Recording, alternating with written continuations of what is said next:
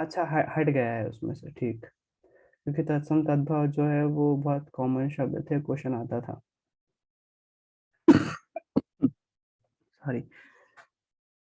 हम्म। पूरी 6वीं क्लास की हिंदी ग्रामर यही पटक दिए क्या?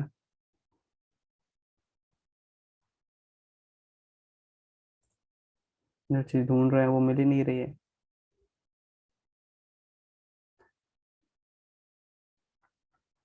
तवा समान तपती धरती।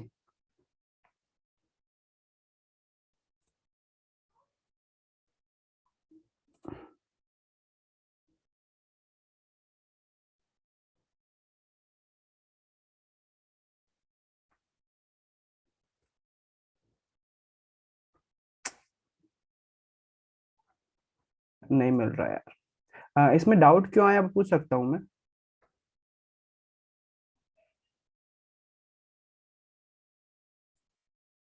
किसने पूछा था? गौरव ने पूछा था ना। गौरव, क्वेश्चन कहाँ पढ़ा है, डाउट क्यों आया, बता सकते हो थोड़ा सा?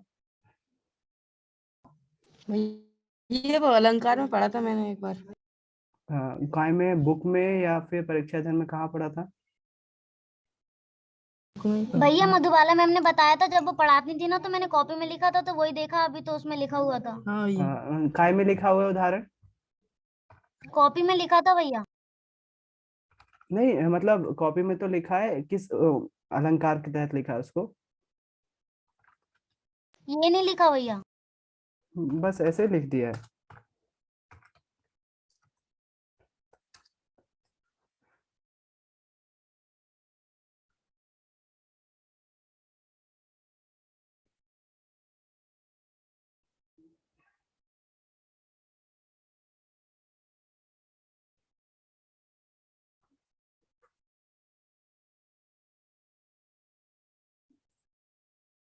अयोध्या सिंह हरिऔध की, अयोध्या सिंह उपाध्याय हरिऔध की कविता है पूरी है। तवा संतप्ति वसुंधरा।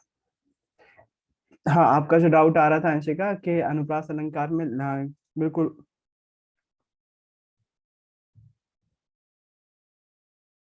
हाँ, उपमा अलंकार है, लेकिन मैं ये नहीं बोल रहा हूँ, मेरा मतलब ये था।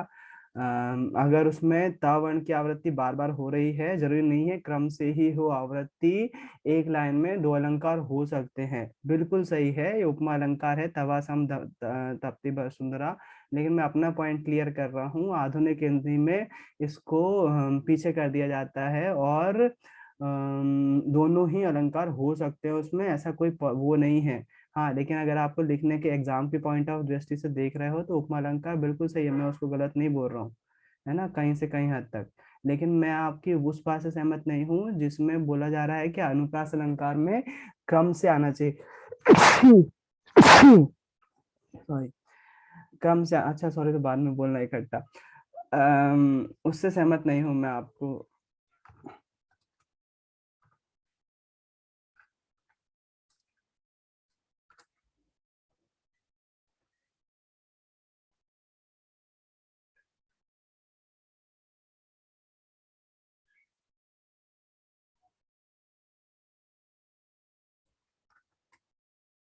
कई जगह पर जब क्लिश हिंदी में पढ़ रहे होते हैं तो अनुप्रास अलंकार में मैंने कई उदाहरण ऐसे देखे हैं जहाँ पर क्रम से नहीं आए हुए उदाहरण, है ना, तो वही मैं बताना चाह रहा हूँ, बाकी बिल्कुल सही है वो चीज। हाँ, जब किसी काव्य को सुंदर बनाने के इस कारण की बार बार आवृत्ति हो तो वह अनुप्रास अलंकार कहलाता है। किसी विशेष वर्ण की आवृत्ति से वाक्य, देखो अलंकार की, अनुप्रास अलंकार की डेफिनेशन सुनो, ये कहीं पर भी ऐसा नहीं लिखा हुआ कि लाइन से ही आना चाहिए। किसी वर्ण की बार बार आवृत्ति हो, बार बार आवृत्ति हो तो वहां पर अनुप्रास अलंकार होता है, किसी विशेष वर्ण की आवृत्ति से वाक्य में सुंदर लगने लगता है।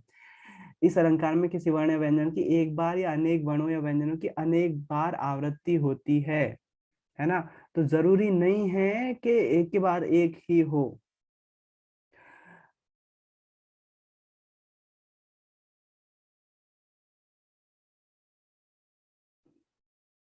तरनी तनुजा टट्टमाल बहुत फेमस है, चारों सन की चंचल किरणें तो है ही। इसमें ये लिख सकते हो, तरनी तनुजा टट्टमाल तरुवर बहु छाए, बहुत फेमस अलंकार है। रघुपति राघव राजा राम में लिख सकते हो। तो आपका आंसर वही है, क्या बोलते हैं गौरव, उसमें उपमा की गई है तवा समान तपती वसुंधरा में, जो है वो अ, उपमा अलंकारी होगा। वसुंधरा की तुलना जो है वो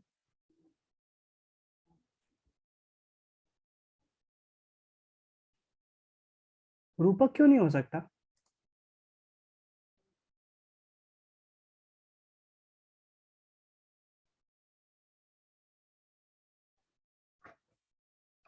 भैया भैया हम्म। रूपक में तो वो होता है, मतलब दोनों में भेद खत्म हो जाता है। इसमें तुलना की गई है ना, उसमें तुलना नहीं करते। हाँ भैया, उपमेय और उसको उपमान वही में मान कोई लिया अंतर नहीं। जाता है। ठीक। उपमेय और उपमान में कोई अंतर नहीं दिखता। ठीक है, बढ़िया है। उनके बीच के भेद को समाप्त करके उसे एक कर दिया जाता है, वहां रूपक अलंकार होता है। गुणों में अत्यंत समानता के कारण उपमेय को उपमान बता दिया जाए, तो गुणों में अंतर ना रहे। ठीक है, बढ़िया है।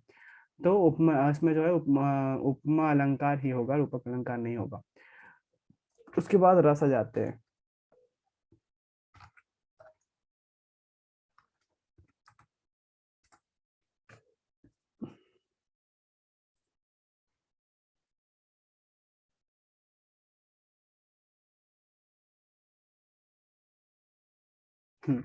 तो रस, रस की परिभाषा कोई सुनाएगा? इसमें नहीं लिखी हुई सही परिभाषा, आपको मालूम होगी इसका। हाँ, लिखा हुआ है। काव्य को पढ़ने, सुनने, देखने से श्रोता पाठक में ऐसी भावभूति पर पहुंच जाते हैं जहाँ अरे इस वैसा भी नहीं है। रस की परिभाषा सुनाओ कोई।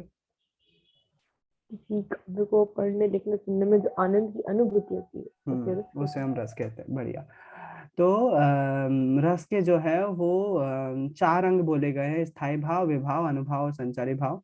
स्थायी भाव क्या होते हैं? स्थायी भाव की संख्या जो है 8 माने गए हैं, और ये बचपन से ही पाए जाते हैं। मतलब हमारे हृदय में पाही हमेशा होते हैं, हमेशा शुरू से शुरू होते हैं और अंत तक रहते हैं, मृत्यु तक रहते हैं। तो स्थायी भाव जो है सर प्रमुख अंग है, और हर एक रस का भैया स्थायी आज आचार्य भरत मुनि के अनुसार इसकी संख्या 8 मानी गई है, बाद में 10 कर दी गई है, नीचे लिखा हुआ है ना। स्थायी भाव की संख्या अधिक हो सकती है, किंतु भरत मुनि ने 8 मानी थी। उसके बाद बाद में 9 कर दी गई, फिर उसके बाद अब 10 स्थायी भाव हैं। 10 ही है ना कि 11 हो गए? 10 ही है यार, जहाँ तक भैया 10 10 ही ही है हैं भैया। भैया। नहीं 9 10 थे, 10 हो गए। अम, भैया 11 हुए थे, भक्ति का भी तो आ गया। हाँ, ये वही मेरे को सामने दिख रहा है यहाँ पर। रस के भेद 11 बताए गए हैं: विभस, श्रृंगार, करुण, हास्य, वीर, रौद्र, भयानक, अद्भुत, शांत। पहले वात्सल्य जुड़ा 10वां रस, और 11वां भी भक्ति रस के बारे में भी चर्चा हो रही है। भक्ति रस जो है वो जोड़ दिया गया है। भैया तो वो भक्ति का स्थायी भाव रति होता है, इसलिए स्थायी भाव 10 ही हो जाता है। भैया रति अच्छा, थोड़ी ना होता है भक्ति का। देख ले रहे हैं।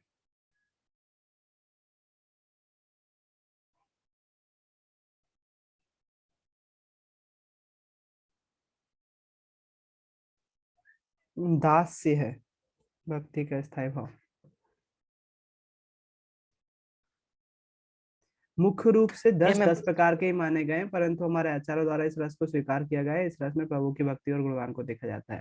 तो भाई साहब, मुख्य रूप से 10 ही प्रकार होते हैं। भक्ति रस को अभी ज्यादा प्रायोरिटी नहीं दे सकते आप, मुख्य रूप से 10 ही होते हैं प्रकार, है ना।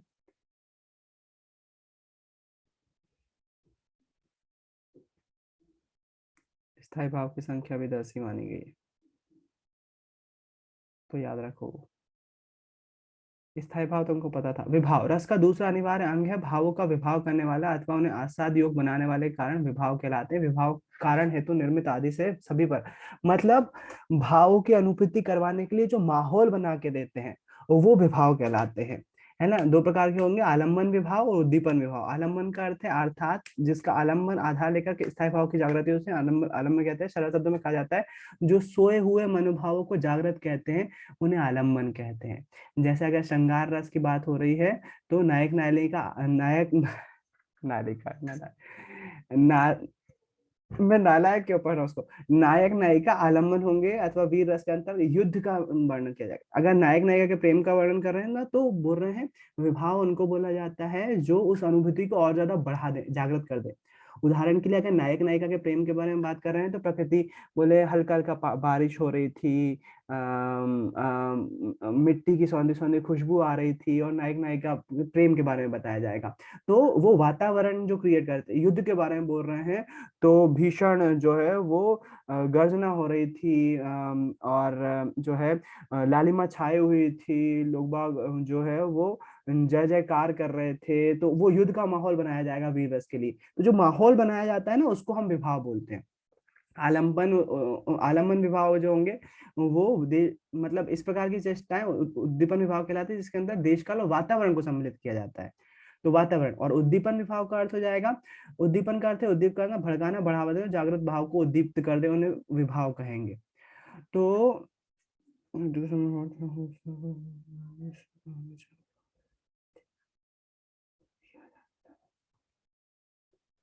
जो सोए हुए मनोभावों को जागृत कर दे वो आलम्बन विभाव कहलाएंगे। और उद्दीपन का मतलब हो जाएगा भड़काना है, बढ़ावा देना। अगर मैं बड़ी भाषा में बोलूँ ना, आलम्बन और विभाव विभाव नहीं हो, तो विभाव मतलब हो जाएगा जो स्थायी भाव को और ज्यादा अधिक बढ़ा देते हैं, उन्हें हम विभाव कहते हैं। जैसे कि वातावरण बनाना, लिखने को चांसेस बहुत कम है, आएंगे क्या नहीं आएंगे, लेकिन आपको केवल पता होना चाहिए जो चीजें उस फीलिंग को और ज्यादा बढ़ा देती हैं, उनको अब विभाव के अंतर्गत पढ़ते हैं। इसी में डाउट था बस, है ना। तो विभाव, फिर उसका अनुभाव क्या जाते हैं। अनुभाव जो है अंग है, आरंभ और उनके जो कार्य होता है उसे अनुभव कहते हैं। शास्त्र के अनुसार जो भावों के पश्चात उत्पन्न होने, अच्छा अनुभव, उदाहरण के लिए जो जैसे मान लीजिए नाक का फैल जाना, वीर रस के अंतर्गत नाक का फैल जाना, भौं टेढ़ी हो जाना, शरीर में कंपन, तो भाव के कारण से जो चेष्टाएं उत्पन्न हो रही, शरीर में चेंज आ रहा है। हास रस के कारण से दांत दिखा रहे हैं, गुस्सा आ जा रहा है तो भौं से घोट रहे हैं, अगर भय लग रहा है, डर लग रहा है तो कपकपा रहे हैं। तो ये सब चीजें जो चेष्टाएं रहेंगी, ये अनुभव के अंतर्गत आएगा। और संचारी भाव तो फिर संचारी भाव शायद पता होगा आपको, मानव रक्त संचरण करने भाव ही संचारी भाव कहलाते हैं। ये तत्काल बनते हैं, तो ये क्षणिक होते हैं, तुरंत बनते हैं और खत्म हो जाते हैं, स्थायी नहीं रहते। तो ये बहुत सारे हो सकते हैं, स्तब्ध, गिलानी, शंका, भ्रम, आलस्य, दैन। टोटल 33 मानी गई ये संख्या। हर्ष, आवेद, धृति, समर्थ, उग्रता, व्याधि। ज्यादातर अगर कुछ शब्द नहीं पता है तो कोई जरूरी नहीं है आपको पता हो। जड़ता मतलब स्थिर हो जाना कि भाई ये क्या होगा एकदम से, चिंता करना, स्वप्न देखना, उन्माद करना, समर्थता बताना, ग्लानि होना, किसी चीज का बुरा लग जाना, तो वो संचारी भाव ये अस्थायी होते हैं, तुरंत बनते हैं तुरंत मिट जाते हैं। जबकि जो स्थायी भाव होते हैं वो हमेशा रहते हैं, बचपन से लेकर मृत्यु तक हमारे बने रहते हैं स्थायी भाव। तो स्थायी भाव की संख्या 10 ही मानी गई है। आप रस की संख्या भी 10 ही लिखेंगे। हाँ। भैया भैया उन्माद का मतलब क्या होता है? उन्माद मतलब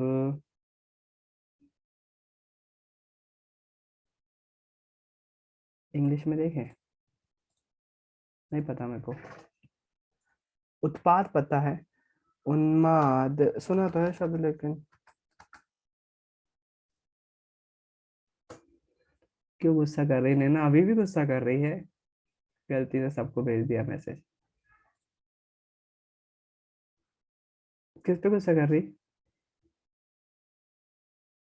आज नैना का दिन है।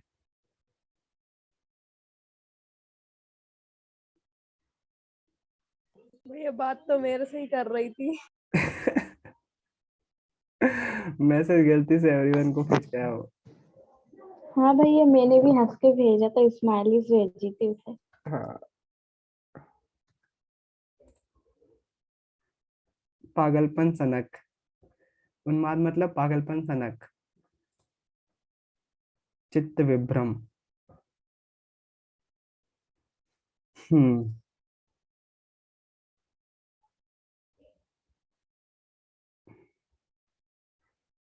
हाँ वो तो कॉमन है, मैं नॉर्मली चैट बंद कर देता हूँ, अगर चैट बंद भी करता रहूंगा तो व्हाट्सएप पे करते हैं, वो तो कॉमन सी परेशानी है। चलो और कुछ बच रहा भैया है? भैया मेरा भी क्वेश्चन है। पहले तुम पूछ भैया लो। भैया सूचना लेखन बता दीजिए। सूचना लेखन।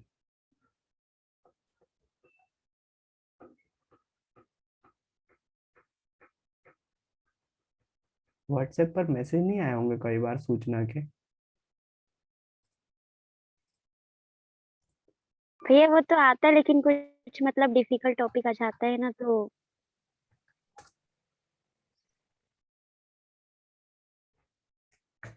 देख लेते हैं, कुछ पहले उदाहरण देखते हैं, फिर उसके बाद एक बार कुछ उदाहरण पढ़ते हैं, उसके बाद इसको देखते हैं।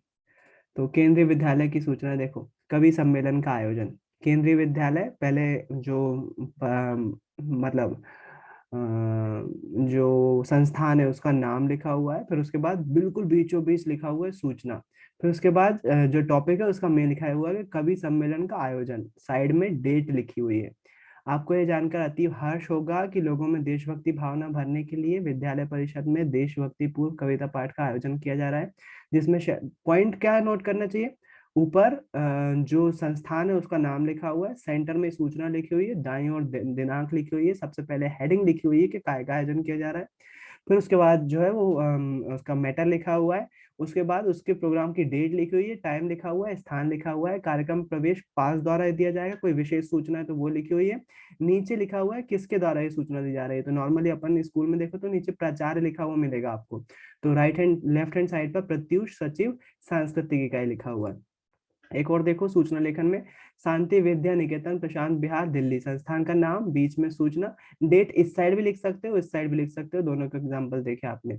डेट नॉर्मली जिस साइड इस साइड लिखी हुई है ना, इसी साइड लिखना ज्यादा अच्छा रहता है। प्रवेश परीक्षा प्रवेश पत्र गुम होना, पहले हेडिंग लिखी हुई है, उसके बाद सभी को यह सूचित किया जाता है कि 27 दिसंबर को विद्यालय के खेल परिसर में मेरा परीक्षा प्रवेश गुम हो गया है। उस पर मेरी फोटो के साथ मेरा अनुक्रमांक है, यदि किसी को मिल जाए तो मुझे लौट आने की कृपा करें, खुशी मेहरा, क्लास 10th बी, है ना।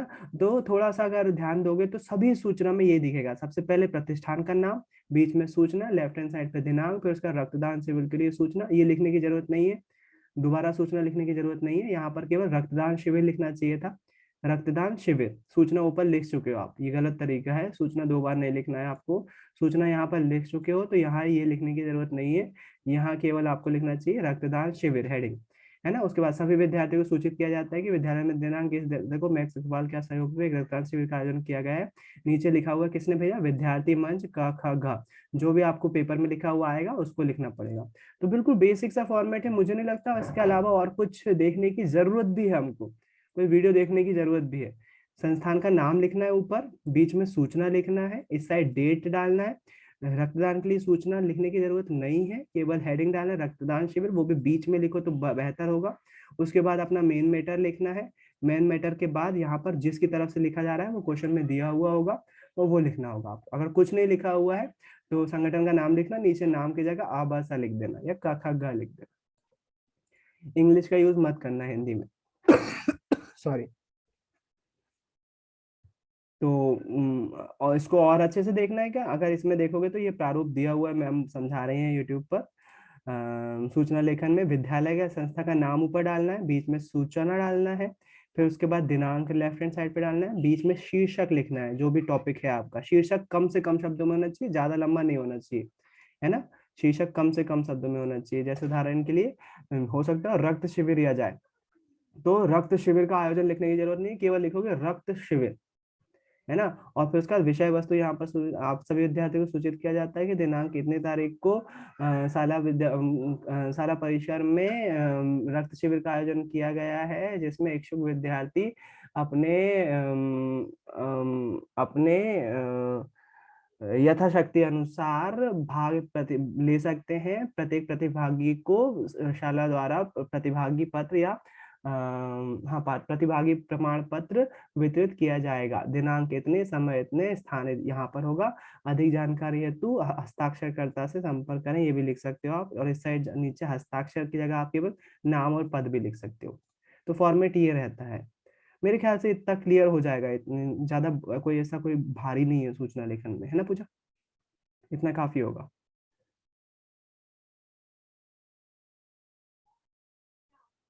हेलो। हाँ भैया। हम्म हाँ शिखा, पूछो क्या पूछना। भैया गिरजा कुमार माथुर किस काव्य धारा के कवि हैं? प्रयोगवादी या नई कविता? उनका कालखंड देखकर पता चलेगा। भैया कहीं प्रयोगवादी लिखा है, कहीं नई हाँ तो कविता। बीच के होंगे ना, दोनों होंगे ना, क्या दिक्कत है, हो सकते हैं ना कोई कवि, कोई कवि दोनों, उनकी डेट ऑफ बर्थ जो है हो सकता है प्रयोगवादी, प्रयोगवादी के बाद नई कविता शुरू होती है, तो प्रयोगवादी में स्टार्टिंग में प्रयोगवादी कवि लिखी होगी, उनके बाद नई कविता के भी लिखे होंगे, तो दो कवि हो सकते हैं, ऐसा बिल्कुल पॉसिबल है। इनका जो जन्म दिखाया जा रहा है 1919 दिखाया जा रहा है, 1904 में। नई कविता की शुरुआत नई नई कविता की शुरुआत 1900 से होती है ना भैया 1950। 1950 से होती है, तो देखो वही चीज हुई, 1919 नई कविता के पहले प्रयोगवादी आती है ना। हाँ भैया। हाँ तो हाँ बस भैया। इनका जन्म प्रयोगवाद के टाइम हुआ था, और नई कविता के दौरान तक रहे, तो इनका जीवन काल दोनों में ही आएगा, प्रयोगवादी में भी आएगा। हाँ बस ये थोड़ा सा अंतर आ जाएगा, इनकी कुछ रचनाएं प्रयोगवादी में होंगी, कुछ रचनाएं नई कविता में होंगी, तो वो थोड़ा सा ऐसे कवियों को लिखने से बचना चाहिए, क्योंकि इन्होंने जो स्टार्टिंग में लिखी होंगी जो कविताएं, वो प्रयोगवादी कविताएं के अंतर्गत आएगी, प्रयोगवादी युग में आएंगी, और बाद बाद में लिखी होंगी जो, वो नई कविता के अंतर्गत आएगा। तो कोशिश करना चाहिए ऐसे कवियों को लिखने से बचने के लिए, क्योंकि दोनों में कॉमन हो रहा है, प्रयोगवादी में भी आ रहे हैं, नई कविता में भी आ रहा है, तो थोड़ा सा कंफ्यूजन हो सकता भैया है आपको। हाँ तो फिर काव्य धारा मतलब इस बात पे निर्भर निर्भर करती है कि हम उनका कार्यकाल कब तक रहा, ना कि उसकी विशेषताओं से। नहीं नहीं बिल्कुल, ये भी ऐसा नहीं है। मैंने आपको केवल उस बात का जवाब दिया कि कहीं पर प्रयोगवादी लिखा हुआ है, कहीं पर नई कविता लिखा हुआ है। बिल्कुल शायद जो हम साहित्य में कवियों के परिचय पढ़ रहे होते हैं, उनकी जो काव्य रचनाओं की विशेषताएं रहती हैं, वो बिल्कुल इस पे डिपेंड करता है कि वो नई कविता के विचार से लिखी गई हैं या फिर दोनों की विशेषताएं अलग अलग है। लेकिन देखो थोड़ा सा भी अगर पॉइंट करोगे ना आप, जो आपको देखो, थोड़ा सा और इसको ब्रॉड में समझने की कोशिश करें, तो अगर आप प्रयोगवादी कवि की कविताएं जो विशेषताएं पढ़ रहे होगे और नई कविता की विशेषताएं पढ़ रहे होगे, वो डेफिनेटली अलग तो होंगी, बिल्कुल अलग होंगी, लेकिन कई हद तक क्या पक्का जो लिखा हुआ है कॉपी में प्रयोगवाद की विशेषताएं बस वही विशेषताएं होंगी? क्या जो नई कविता की पॉइंट में विशेषताएं लिख दी क्या वही विशेषताएं होंगी? नहीं, वो मोटी मोटी विशेषताएं हैं जो कि लिया गया। तो क्या जो प्रयोगवादी कवि होंगे उन्होंने नई कविता की सोच के साथ कविताएं लिखी नहीं होंगी? क्यों नहीं लिखी होंगी, बिल्कुल लिखी होंगी। फिर वो क्या है, वो एक मोटी विशेषताएं हैं, एक बड़ा परिदृश्य अपन को प्रदान करती हैं कि प्रयोगवादी कवियों ने इन पॉइंट को अपना बेस बनाया, अपनी मजबूती बनाई, इसके तहत लिखी गया, और नई कविता में इस पॉइंट को बेस बनाया गया। तो हो सकता है गिरिजा कुमार ने जो स्टार्टिंग में कविताएं लिखी हो वो नई कविता के उससे भी प्रेरित हो, अभिप्रेरित हो। ऐसा नहीं बोल सकते आप कि जो उन्होंने कालखंड के हिसाब से, मतलब इन्होंने 1950 तक जो बिल्कुल 1949 की दिसंबर 31 को जो कविता लिख दी थी, बस वही जो है प्रयोगवादी कहलाएगी, उसके बाद नहीं, ऐसा नहीं है, बिल्कुल भी नहीं है ना। उनकी कविताओं के आधार पर, उनके जो लिखने के तरीके के आधार पर उस कविता को नई कविता में भी लिया जा सकता है, ऐसा कोई नहीं। इसलिए मैंने बोला कि यहाँ पर फिर आपको क्या हो जाएगा, वो रचना के बारे में, जो भी रचना लिख रहे होगे उसके बारे में थोड़ा सा ज्ञान होना पड़ेगा, पता होना पड़ेगा कि इन्होंने इस कविता में किस नई कविता के आधार पर लिखी है या प्रयोगवाद के आधार पर लिखी हुई है। बस इसलिए बोलने का मकसद था कि ऐसे कवियों को उदाहरण लिखने में बचना चाहिए, क्योंकि फिर इनमें बहुत सारी डिटेलिंग पता होना चाहिए आपको रचना के बारे में, कि वो रचना जो है वो नई कविता के आधार पर लिखी गई या फिर प्रयोगवादी के आधार पर लिखी गई। इसलिए कोशिश करना चाहिए, बचना चाहिए ऐसे कवियों को लिखने से। अगर नहीं है ऑप्शन तो फिर लिख लेना, आपको याद करना पड़ेगा। हाँ पूछो। भैया अभी आपने जब सर्च किया था तब 1919 आया था उनका जन्म, हम्म और गाइड में भी 1919 ही है, हम्म लेकिन बुक में 1918 है, नहीं वो एनसीईआरटी की चलता बुक है, में। वो चलता है। अगर आपको क्या लिखूं? हाँ आंसर लिखने के लिए आए तो आप 1919 ही लिखना, और ब्रैकेट में लिख देना मतभेद, मतभेद और 1918 कर देना, मतभेद और 1918, बस इतना लिख देना, टीचर समझ जाएगा। ठीक, मैंने पहले ही बोला सोशल साइंस में भी ऐसा बोला हुआ कई बार, चीजें जो है वो, क्योंकि क्या होगा, इनके जन्म को लेकर थोड़ा सा मतभेद होगा, इसके कारण से यहाँ पर चाहता 1919 दिख रहा है और एनसीईआरटी ने 1918 लिखा हुआ है। तो आप डायरेक्ट लिख सकते हो कि वहां पर मतभेद 1918, बिल्कुल लिख सकते हो बेफिक्र होकर, टीचर समझ जाएगा। वैसे टीचर बचता है ऐसी चीजें देने से। और कोई? भैया हम्म। वो चौपाई का वो मेरे को थोड़ा कंफ्यूजन हो रहा अच्छा, है। हाँ वो वाला क्वेश्चन, हाँ ठीक है। एक बार फिर से उसकी गणना कर लेते हैं। चौपाई का वो बोला ना कशिश, क्या था वो चौपाई? जय हनुमान ज्ञान। जय हनुमान ज्ञान। तो वो जो सूत्र लिखा हुआ था ना वो गलत, देखो मैं चौपाई की कोई परिभाषा बोल देगा मुझे? भाई 4 जगह इस होती है, 16 मात्रा सममात्रिक होती है। सममात्रिक छंद 16-16 मात्राएं होती हैं। ठीक, अपन को इसमें कैलकुलेट करना है हनुमान चालीसा में कि जय हनुमान ज्ञान पूर्ण सागर में 16 मात्राएं हो रही हैं कि नहीं हो रही हैं। तो जो वीडियो वगैरह में देखते हो ना आप, तो वो लोग सही नहीं लिखते हैं।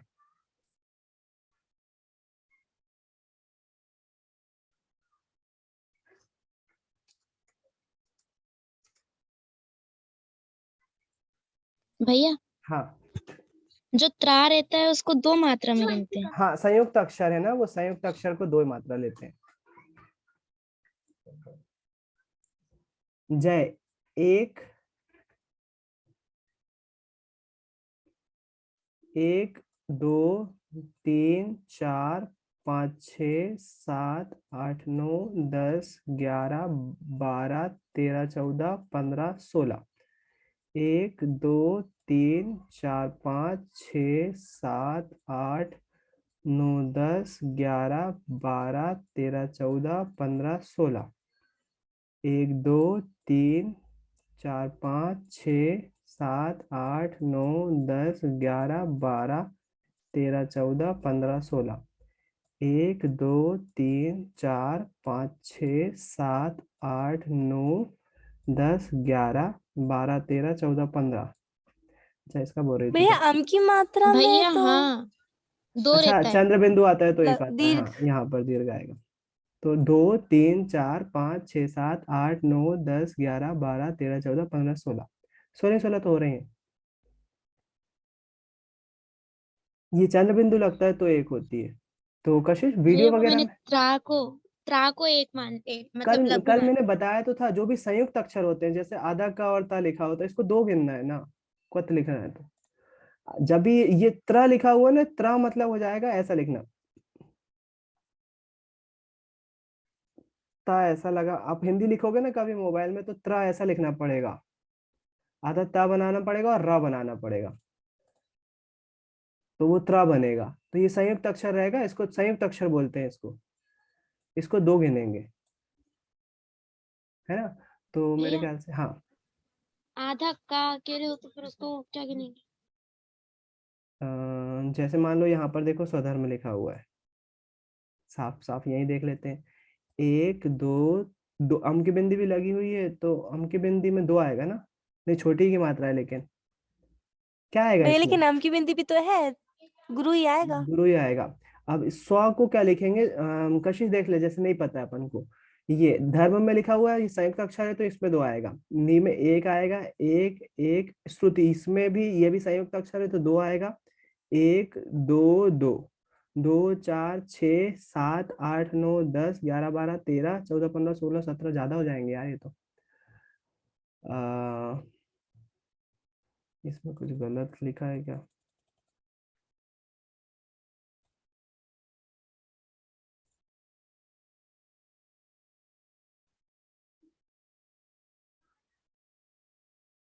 इसको एक ही गिनेंगे क्या? आधा सा और लिखा हुआ तो इसको 1 लिखेंगे।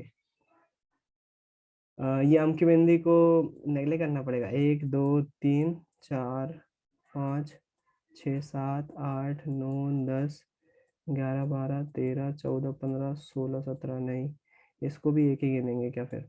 श्रुति, श्रुति, श्रा को क्या लिखते हैं भाई साहब? संयुक्त अक्षर है ना, 2 आना चाहिए यार ये तो। कोई कंफर्म करेगा मुझे, श्रा को भैया लघु लिखेंगे एक कि गुरु? लिखते हैं, लघु लिखते हैं। श्रा को लघु लिखते हैं, और फिर त्रा को? भैया वो उसका मुझे नहीं पता, लेकिन मैम ने जो चौपाई की वो लिखवाया ना एग्जाम्पल, उसमें द्रवहु सुदर्शित रहता है, तो मैंने भी डाउट बोला था, बट मैम ने बोला नहीं, उसमें एक ही आएगा। अब वो आपकी तरह डाउट क्लियर नहीं किया, बट उन्होंने यही बोला था एक ही आएगा। देखो इन्होंने साफ साफ लिखा हुआ है, हिंदी मात्रा सीरीज संयुक्त अक्षर जो है, ये सारे संयुक्त अक्षर है और संयुक्त अक्षर को 2 लिखते हैं।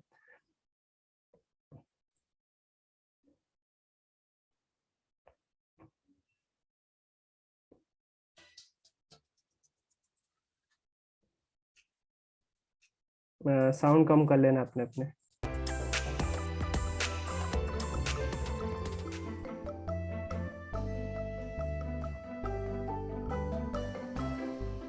नमस्कार, मेरे YouTube चैनल हिंदी भाषा ज्ञान में आप सभी का स्वागत है। हिंदी मात्रा सीरीज में आज हम पढ़ने वाले हैं क्ष, त्र, ज्ञ और श्र में की मात्रा हिंदी किस बड़ी प्रकार कितनी लगाई बड़ी जाती है तथा उनका उच्चारण मात्राओं के साथ किस प्रकार होता है। Sorry. जैसे दूसरे व्यंजन है बिल्कुल उसी प्रकार इनमें भी मात्रा लगती है, लेकिन इनका उच्चारण क्योंकि थोड़ा सा कठिन होता है और ये छोटे बच्चे या फिर नौसिखियों के लिए जो नया नया सीख रहे हैं हिंदी को, उनके लिए है, इसलिए इसमें मैं इतना विस्तार से नहीं समझाऊंगी, लेकिन थोड़ा सा मैं बता देती हूँ। क्ष, त्र, ज्ञ और श्र जो हैं वे संयुक्त व्यंजन होते हैं, मतलब उसमें 2-2 व्यंजन मिले हुए हैं। 2-2 कैसे मिले हैं ये अगर आप जानना चाहते हैं तो संयुक्त व्यंजनों पर अलग से मेरी एक वीडियो है जिसका लिंक मैंने डिस्क्रिप्शन बॉक्स में डाल दिया है, आप वहां जाकर देख लीजिए। ठीक है, अभी ये हमारा विषय नहीं है यहाँ पर, तो यहाँ हम इसको सीधा पढ़ेंगे। ये क्ष, त्र, ज्ञ, श्र। श्र हमने जब व्यंजन माला पढ़ी थी वहां नहीं पढ़ा था, लेकिन ऐसा है कि हमें श्र भी सीखना पड़ता है। श्र बोलते हैं इसे। क्ष में क और श, त्र में त र, ज्ञ में ज और य, श्र में श और र की ध्वनि आती है। ध्यान से सुनिए, ये क्ष है। क्ष, क्षण, क्षण। र क्ष में आ की मात्रा क्ष, रक्षा जो मेरा भी नाम है। र क्ष में ई की मात्रा क्षि, त रक्षित। क्ष ई र क्षीर, क्षीर। क्ष ए की मात्रा क्षेत्र, क्षेत्र। च वे ण में ई य, मैत्रेय, मैत्रेय। प उ की मात्रा पु, त्र ओ की मात्रा त्रो, पुत्रो। जब हम पुत्र को दूर से बुलाते हैं बहुत सारे पुत्रों को तो कहते हैं पुत्रो, पुत्रो। त ल में ए की मात्रा लेख, श्रुत लेख, श्रुत लेख। अच्छा है आप ये समझ गए होंगे। यदि आप समझ गए 4 व्यंजन हैं, इनमें मात्राएं कैसे लगती हैं, तब उनका उच्चारण कैसे होता है, उनका प्रयोग कैसे होता है, आशा है आप ये समझ गए होंगे। यदि आप क्या समझ गए होंगे, पढ़ना। अश्रु माने आंसू, श्र उ संयुक्त अक्षर से बने। भाई साहब लघु गुरु पूछा था हमने तो यार।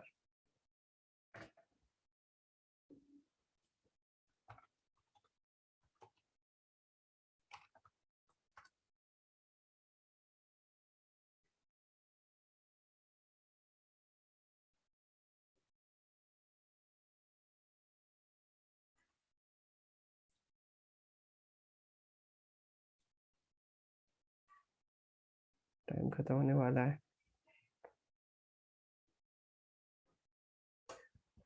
हाँ, आशा करता हूँ आपको हाँ क्या बात के बारे में जानकारी मिल गई। अब चलते हैं अगली जानकारी की ओर। संयुक्त अक्षरों की मात्रा गणना। श्र, छ, त्र, ज्ञ, ध, ध। श्र यह अक्षर आधा श व पूर्ण र से बना है, अतः इसकी मात्रा का भार 1 होगा। पर अगर श्र से पहले कोई लघु शब्द होता है तो मात्रा भार बदल जाएगी। जैसे मिश्रित, तो मिश्रित में मी, श्रित 2 1 हो जाएगा।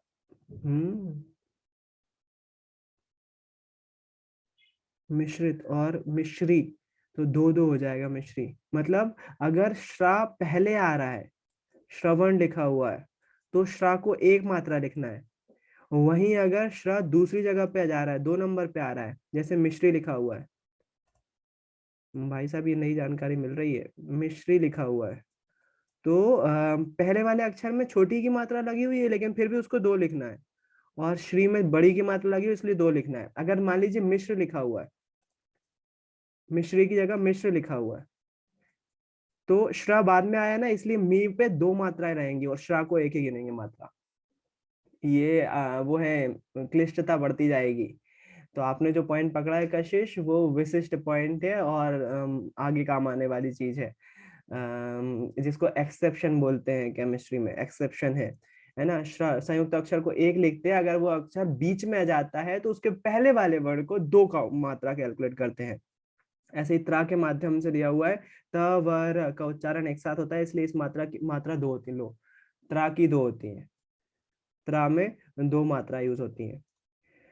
त्रा के आगे लघु या गुरु आने से कोई फर्क नहीं पड़ता, मतलब त्रा में आपको 2 ही कैलकुलेट करनी है और श्र में जो है वो डिपेंड करता है, अगर श्र स्टार्टिंग में आ रहा है तो एक मात्रा होगी, अगर श्र दूसरे या तीसरे नंबर पे आ रहा है तो उसके पहले वाले को 2 कैलकुलेट करना है, लिखा हुआ है साफ। श्र से पहले कोई लघु शब्द होता है, लघु शब्द होता है तो मात्रा भार बदल जाएगी।